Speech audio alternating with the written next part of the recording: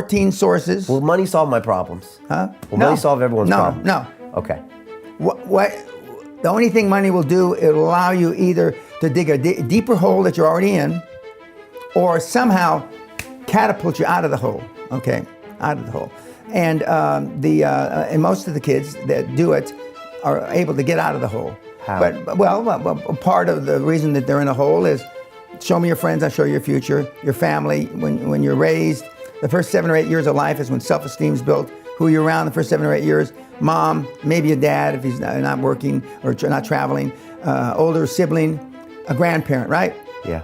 They know nothing about training high-performance people, okay? Very low probability they're high performance. Correct, low probability. Now, if you're Steffi Graf and Andrew Agassi, and they're your parents, and there's a high probability you can be a world-class athlete. But other than some examples like that. And then after you've built that... Nobody wants to hear that.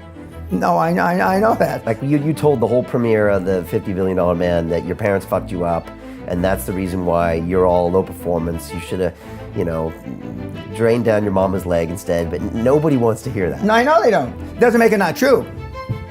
Doesn't make it not. Okay, so if people can accept that, then they can move to the next step, correct. Which is how can I fix correct. it? And then, so now you're adolescent, teenager, show me your friends, I'll show you your future. Most of us, when I say us collectively, not me, most of us are attracted to people that are like us because we fit in.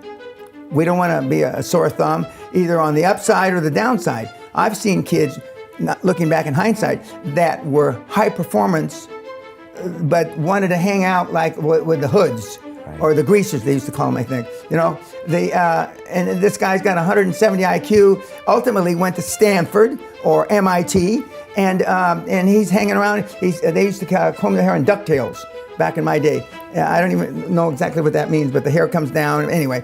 And then he winds up being a medical doctor from Stanford. Okay. But he went through that phase because he wanted to fit in. So we're attracted to people that we're more in their and our comfort zone together. What QLA teaches is to teach you how to get comfortable being uncomfortable. And most people don't want that. So simple to say, so difficult to do. Oh, amen. Because subconsciously, your brain is always trying to get you comfortable, and it will tell you any story as to why you shouldn't go do that. I don't have the money, I just got married, I just got divorced, I just got kids, a Brexit, blah, blah, blah, blah. It's constantly trying to convince you not to take the risk. Correct. And the irony is that you can always come up with a reason. And then once you're successful, whoever said it's hard to get successful, but it's harder to stay successful was some sort of genius, because it is. Because now are you going to be a one-trick fuck? Did you do it one time? Was it just by accident?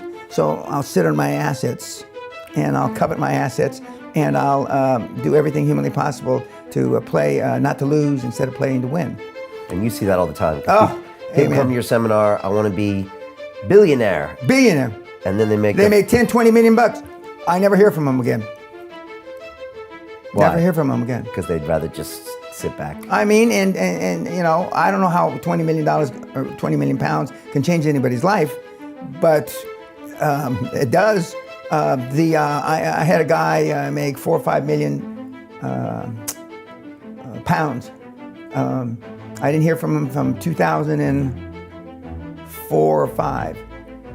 He wrote me a letter on HSBC letterhead, signed by the vice chairman of the company, saying he had proof of funds in his bank account, $840 million. So he kept going. Yeah, but I mean, we've got a number of people that have made, a lot of money, but part of the deal is if you don't want me to share it, I won't.